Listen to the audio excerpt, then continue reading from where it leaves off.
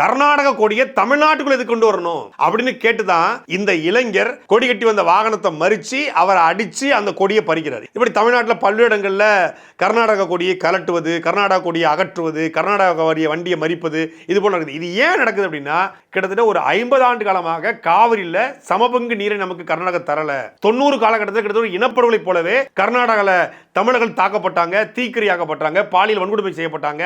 இப்ப சமீபத்தில் 2018 காலகட்டத்தில் தமிழ்நாட்டு பேருந்துகள் கர்நாடகாவில் தீ வச்சு கொளுத்தப்பட்டுச்சு. இப்ப கூட கன்னடர்கள், கன்னட அமைப்புகள், கன்னட அரசியல்வாதிகள் தமிழ்நாட்டுக்கு தண்ணி தர மாட்டோம், நாங்க மேகதாதுல அணையை கட்டுவோம் அப்படின்னு சொல்லி தொடர்ச்சியா பேசுறாங்க. ஆனா நம்ம யாரை ஏத்து சண்டை போடணும்? கர்நாடகாவில் அந்த கொடியை உயிரின் நினைத்து அந்த கொடியை மதிக்கக்கூடிய அந்த மக்களையா, கர்நாடகா அரசியல்வாதிகளையா? கர்நாடகாவில் காங்கிரஸ் இருக்கு, பாஜக இருக்கு, இங்கேயும் காங்கிரசும் பாஜகவும் இருக்கு. கர்நாடகாவில் எங்களுக்கு காவிரில தண்ணி வாங்கி தராத காங்கிரஸ் பாஜகவுக்கு நான் ஓட்டு போட மாட்டேன் அப்படின்னு சொல்றது சரியா இருக்குமா? கன்னட கொடியை நாங்க வரவிட மாட்டேன்னு சொல்றது சரியா இருக்குமா?